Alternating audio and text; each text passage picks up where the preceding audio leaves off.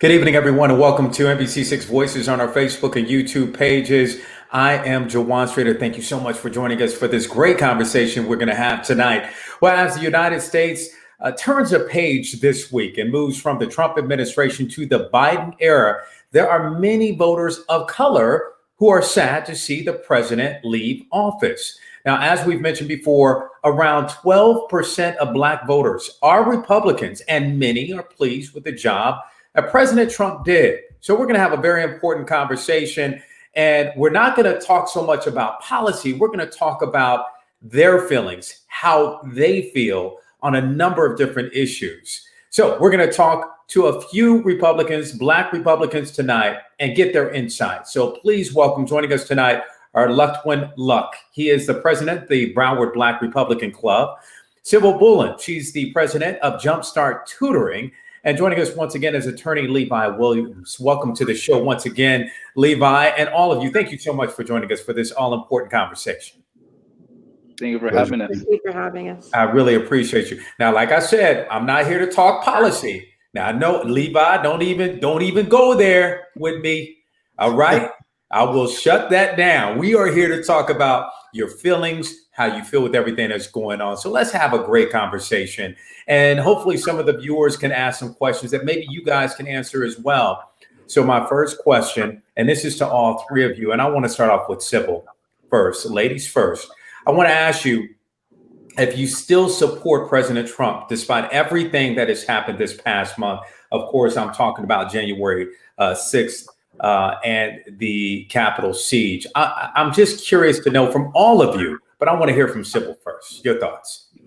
Well, I want to start off by thanking you for having us on your show. It's really great to be here and talk to fellow Americans. I do support our president. Everyone is saying, do you still support him after what happened on January 6th? Of course. I would never condone violence. I think that it's really, really sad what happened at the Capitol. However, that has nothing to do with my support for the president. He has stated on multiple occasions that we are a peaceful movement, that his movement is about rule of law. And I definitely am sad to see him go and really proud of a lot of the accomplishments he's made. Very well said, Sybil. And let's move on to Levi. Your thoughts. Thank you again. This is a wonderful platform to get information and communication, dialogue, which seems to be missing in today's society here in America. But yes, I am sad to see President Trump go. I think, what happened on January 6th, just as Sybil said, is a travesty to our democracy. But my support for President Trump has nothing to do with that. The argument that if you support Trump, you're a neo-Nazi or racist is unfortunate, since I did not use the same broad brush to paint my neighbors, family, and friends who are Democrats for what happened over the summer in multiple cities, an attack on multiple federal buildings. But I am hopeful that President Biden will follow through with his promise to try and unite us and use wisdom and discernment in his policies moving forward. And that's interesting to hear you say that, by the way. You're not hoping that he fails, the next president fails. You are actually hoping that the next president succeeds. Absolutely. At the end of the day, I'm an American. I just happen to be registered Republican. And I think we have forgotten that simple fact. And this is a democratic republic, and the Republic part stands for that voice which is in the minority. And so today, as a Republican and for my whole life as a Black man, my voice has been in the minority. So I am hopeful that President Biden is successful. I would never want to see failure. Change is painful, and oftentimes it doesn't seem to make sense to you when it happens. Although I disagree with policy, I am still hopeful that wisdom and discernment leads to a better outcome. Very well said. Luchtwin, I want to hear from you. We've had discussions before. We've had you on the show before. What are your thoughts? Yes, and I just want to say thank you for inviting me back and being able to have a platform to be able to speak. In terms of our feelings, you mentioned that earlier on, and I'll start off by saying that what happened on January 6th, it was not what we stand for. Violence is never the answer in fighting for your cause. As far as like the reasoning, I'm not necessarily here to discuss about that, as you mentioned. But I would mention that I myself have a unique experience, or other than my two peers, is that I actually served in the United States Marine Corps at the time that then Vice President Biden was in office. I was in Israel. I actually did meet the Vice President at that moment, and it was a cordial experience. And I don't mean anything bad towards him. As far as like, obviously, we do want to make sure our country is successful. President Trump, he's the outgoing administration. He's done well for the community, but at the same time, we have to find a way that where we can reconcile our differences and move forward. And so that's where I stand as far as my feelings on where we are today. And we want to thank you for your service, by the way, Luckman. We really appreciate you and all of our military veterans. So thank you. And I want to move on to Levi. I want to go back and I want to ask you, if the election were held today, would you vote for President Trump if it were held today? Now, this is a couple weeks after what happened on the Capitol. I'm just curious. Based on his policy, based on his transparency, definitely not based on his personality, his tweets, or his off-the-cuff comments, but based on what he has actually produced in 4 years, yes. And what about you, Sybil? My peers who are on the show today with me, I definitely would, and I definitely understand the sentiment that being a public figure and being just his manner of speech can definitely be off-putting to some. I definitely understand that. I maybe, unlike my peers today, I didn't start off supporting President Trump. I actually changed my party affiliation within the last year. But looking at his policies and looking at the outcomes of those policies, actually more than rhetoric, but the actual significant impact it's had on our communities, I definitely would as well. Okay, well, instead of asking you the same question, Luckman, I want to ask you, as far as when you saw what happened, and we're not talking about policy, we're talking about some of the images that came about from the siege at the Capitol, the Confederate flag that was inside the Capitol. Your thoughts, because you are a veteran, you are a military serviceman. When you saw that Confederate flag, I'm just curious as to your thoughts when that happened. Optics is very important, and that day, I know. But as far as, here's the thing, and this is not necessary to you or in particular, but the media, or if there's obviously content to be shown, it was there in the content of the Confederate flag, the optics of it.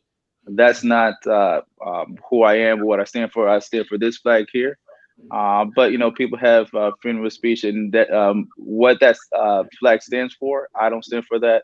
There are well people who feel that that's their flag, but in terms of having that image represent me and our party, I disagree. That's not who I am. But obviously, when you're in a organization and somebody does something, that one person shouldn't speak for everybody. And I speak for myself. And I just mentioned, the flag that I support is the one behind me. And Sybil, I want to go back over to you now, and I want to ask you about your thoughts on some of the images that came about that we did see. Now, of course, some could say or blame the media, or some could come up with some of these conspiracy theories and everything else. But I want to ask you, did it affect you at all when you saw some of these images that came out? I definitely agree with Luck. I represent myself as an individual, and I'm a proud American, and the American flag is the one that represents me. However, I think that it's unfair to think that within any political group or any political organization that there are not going to be fringe sideline extremist groups within that. So, within the Democratic Party as well as the Republican Party, there are going to be groups that are extremist, but that should not be the representation for all of us here. Of course, as Black Americans, to choose to become a conservative, especially if it wasn't something that you were, that wasn't like your parents were not conservatives, it's not something you grew up with, that is a choice that you usually would make because you've been quite informed, and definitely not something you would make to bring race relations backwards. So I don't feel that those few people represent the Trump movement. I've met many Trump supporters of all walks of lives, of all backgrounds, and I just feel like that's an unfair representation of the entire movement. Rather, that's just a fringe group that is now being kind of plastered as like the movement, and I don't think that's a fair representation. Well, how tough is it then, Sybil, to be a Black Trump supporter and a Black Republican? It's pretty tough. I mean, for me in particular, my family, they are Democrats. I have been a registered Democrat. I actually helped President Obama get elected. So I've definitely been on both sides. What made you change? I'm sorry. What made you change? Okay, now hold on just a minute. What? What made you change? You helped President Obama get elected. I did. And then you flipped it. And so what made you change? To be honest with you, I was never introduced to what it meant to be a conservative. I had an idea of conservatism that just wasn't what it actually was in actuality. So to be very frank, being a young Black woman who, was Ivy League educated, I think it was just assumed that I had to be a Democrat. And, if you're a good person, you're going to be a Democrat type thing. And as I left school and entered the real world and, started my own business, I just realized that, my policy for policy initiatives and most of my beliefs were very much more leaning towards, I wouldn't even say conservatism as much as, believing in the Constitution and believing in, hand-ups versus hand-me-downs. And so just leaving academia, leaving my family, starting my own life, starting to kind of think for myself, listening to, different Black conservative voices that I had never been introduced to, just kind of helped me realize that, I think I've always kind of had these views. I just didn't associate it with, the Republican Party. Interesting. Okay, so Levi and Luck, I want to hear from you two as well, because to be Black and to be conservative can be challenging, here in our country. 12% though voted for Trump. So I'm just curious, as I ask her, how tough is it? Right. And I'll say that, as the president for the Proud Black Republican Club, it's for some, it's like, wait, what? That's already too much right there to be said. But I know the challenge. And the thing is, I have a relationship with those who disagree with me. And I respect people's differences. I know it's, as Levi mentioned or alluded to, as far as getting back to a place where we can, have a dialogue, a cordial conversation. Yes, we're not going to agree, but I often say sometimes is that our differences doesn't divide us. We all have unique backgrounds and life experiences, but there's always a common ground if we choose to seek it. And the thing is that there can be unity in diversity. And so there could be diversity of thought in the Black community. I understand that predominantly the Black community vote Democrat, but I will note that minority vote has increased actually this past election, despite the result. If you look in Florida, Broward County, I was also the regional field director in the county, and there's other staff member. And I will say that there were actually 4 of us that were Black, and there was Hispanics, there were other demographics included, but it was pretty interesting to see that involvement, and because of our efforts, just talking to people, and then half the battles just showing up, and it can be challenging, but overall, nothing bad happened to me. The worst thing is that it's hey, I don't want to talk about politics. Hey, brother, say hey, agree to disagree, but you just have to have a way to have a tough skin and is be able to understand that you're speaking to a human person, human being, and they have issues and concerns. You want to basically connect the values of the Republican Party, which I often say is American values, with those who that you want to speak to. Okay. And Levi, we have a question from a viewer because I know the questions are going to start to come in here from a viewer. Why is it called the Trump movement? Why is it called the Trump movement?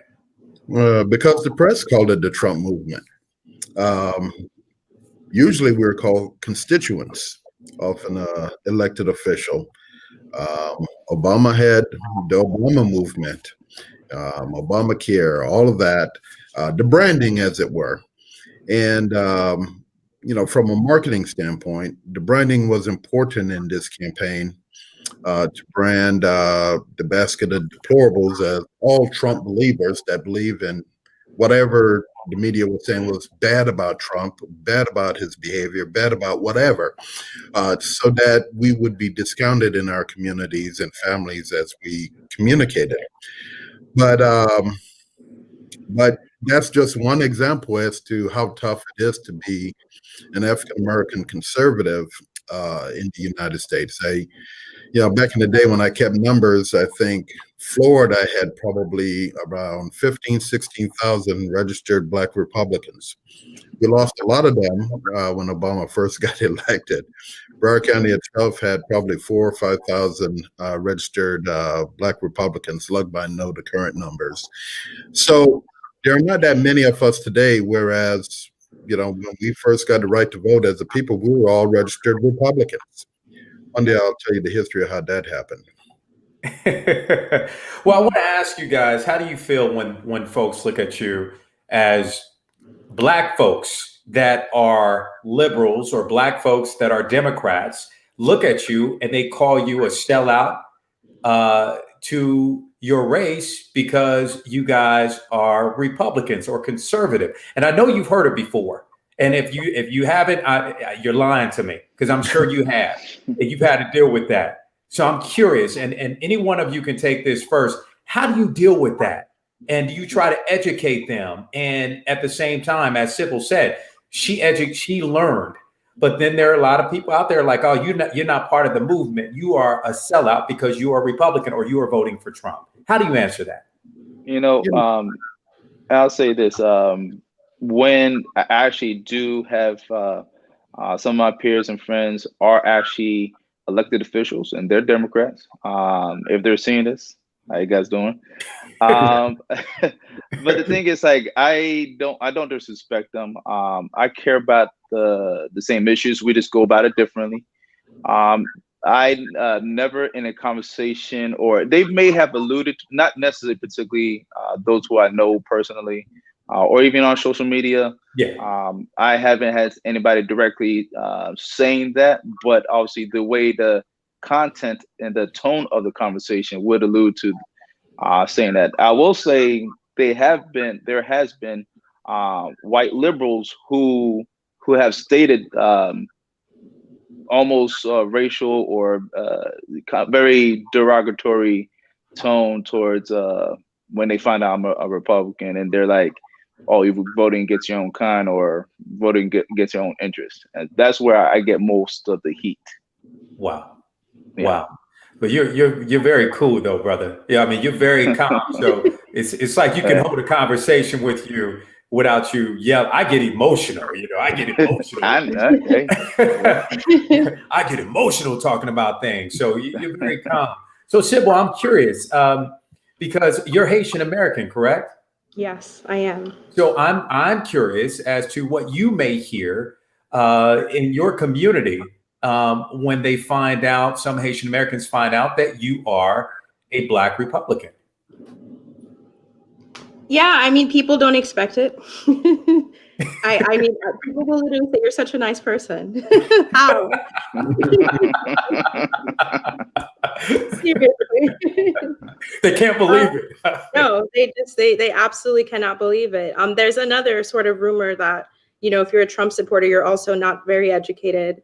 And so I don't fall under that one either. So I think people kind of have a hard time understanding where I'm coming from. But ultimately, as Luck mentioned, we are all fighting for the same things. Of course, I experience life as a Black woman, and I definitely would never support policies or initiatives that I don't think help us as a community. But ultimately, all of us voting the same way, it may not necessarily, be to our advantage. I think it's a good idea to make candidates feel that they do need to work for your vote, and that you're not just going to give it to them, solely based on the color of your skin. So I think that, the Black community should be grateful for us Black sheeps that have strayed. Because it gives us more bargaining power, honestly, because people will not, take our voices for granted. And so ultimately, we want to go to the same, we have the same end goal. We just want to take a different route to get there. But we are all on each other's side, 100%. So I said I'm not talking about policy, but it's kind of a policy question, Sybil. So I just wanted, because you are Haitian American and you say you do vote on policy a lot of times, but TPS has been a big issue in the Haitian American community. So I just wanted to ask you about that.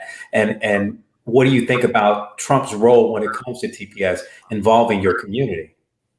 Yeah, I mean, I'm definitely not a one issue voter, and I don't think we should be. America is a beacon of light for the entire world. And I do know that the Trump administration did try to have some negotiation about extending TPS. Unfortunately, I think everyone, no matter what party you're on, can agree that our government has had a hard time communicating with each other. And so that didn't pass. But ultimately, I think that the America First agenda is going to ultimately be good for countries like Haiti that are developing. I study development economics, and bringing back manufacturing jobs, having less regulations or restrictions on foreign countries, increasing the wealth of the average, middle class Haitian American, so that we can have more remittances going to Haiti, ultimately is better. Because as much as Haiti is in a situation now where it cannot take in new people, and cannot take in people that have been displaced, ultimately we would want Haiti to be strong enough where people don't necessarily have to escape. And so these sort of policies of, enriching your country, especially the middle class, I think is ultimately going to be better for people in developing countries like Haiti. All right, let's bring Levi back into the conversation. Levi, I want to ask you about the impeachment controversy and what is happening with Trump and the impeachment, because, of course, he is the only president in the history to be impeached, not once, but twice. And so I wanted to ask you about that and what's going on and your thoughts on it. And you just think, do you believe it should have been done or not? Absolutely not. I think the impeachment effort was certainly vindictive, retaliatory. It does not help to bring us together. It's one last swift kick in President Trump's backside on the way out. But more importantly, I thought at the time that it was an effort to silence Trump or to prevent him from releasing documents. I think as a process, it's ridiculous. I think for President Biden's effort, it's going to be a 2-year blunder. Assuming that the Senate even takes it up. I think it was an unfortunate strategy by Speaker Pelosi. Okay, look, I want to ask you about Twitter now. Of course, Twitter banned President Trump. And I want to get your thoughts on that, Luck. In hindsight, I hope that we can come to understand that any type of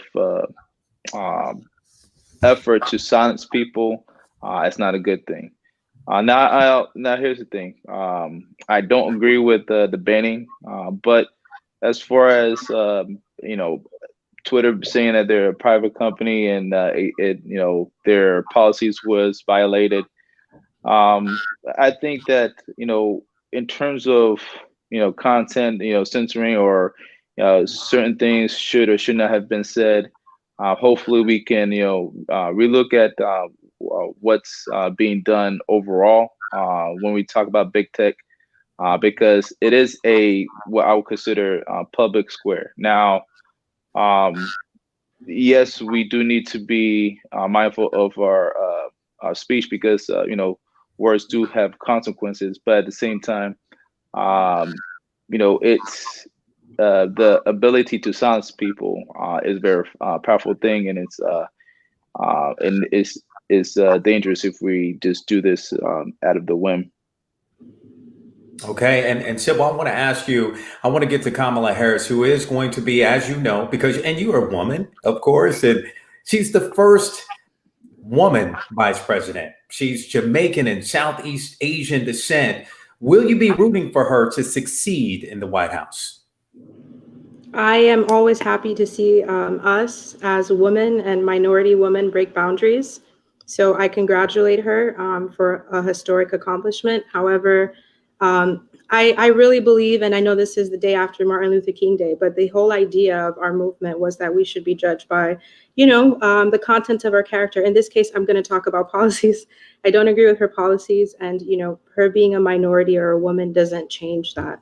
But I do understand that this is historic, and I'm grateful that, we live in such an incredible country where we do see glass ceilings being broken all the time. So this is great for that movement. Levi, I want to ask you, Donald Trump is the first president in more than 150 years not to attend his successor's inauguration. So what does that say about President Trump? Well, I think President Trump has a lot of bitterness. I cannot say it's unfounded.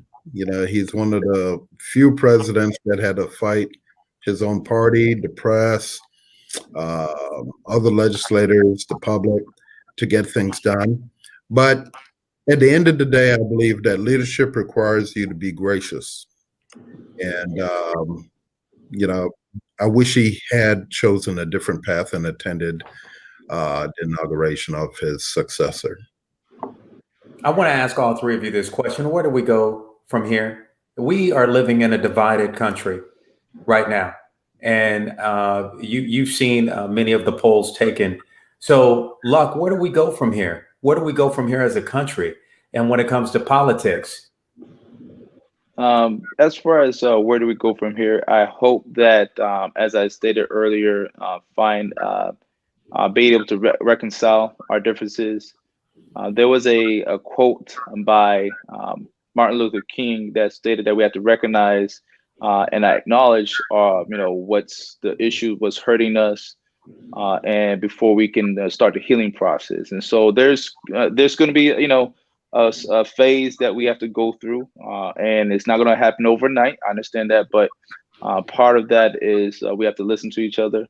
I know listening to each other wasn't too easy for the last 4 years. Mm-hmm. We'll see what happens. But I will say this: starting off the administration with trying to impeach President Trump is not the best way. I like the statement, although we'll see if there's some substance to it. But when Biden, when he was candidate at the time, stated that we're not a red state, not a blue state, but we're United States, we'll see if he actually puts that into practice. Sybil, your thoughts? Likewise, as someone who has, been on both parties, represented different candidates from both parties, it's really country over party. We are Americans, and we have the privilege of living in, what I believe is the greatest country in the world. And we have to, our democracy comes first, and we have to find a way to heal and unite and realize that even if we have different ideas on how to get there, we have the same end goal, and that is to keep our country strong. And us being divided internally in such a time of uncertainty, it's not good for Americans and it's not good for the world. So I really hope and pray that we can find ways to come together and that the divisive rhetoric will stop. Levi? Joanne, I agree with, Sybil and Luck in everything they said. I think from a realistic standpoint, there's going to be individuals such as yourself, entities such as NBC6, such as all of us as guests on your show, to make a choice that, what, it has been bitter. It has been very, very bitter. started ratcheting up from Clinton, and it reached a crescendo. I hope that was a crescendo with President Trump. And we need to step back if we're going to preserve our democratic republic, if we're going to deserve the benefits of this country and the grace of God. So I think it's going to be each individual doing what we're doing here, talking, reconciling, and looking at the best interests of the entire community. Amen. Amen. I want to thank all of you for joining me for this great conversation. And this is how you start healing. This is how you come together, by having a conversation, by listening to people that may be different from you, whether it's not only the color of your skin, but also the content of your character. And so, Sybil, thank you for pointing that out. And thank you guys once again, because this is a very good dialogue that we must have.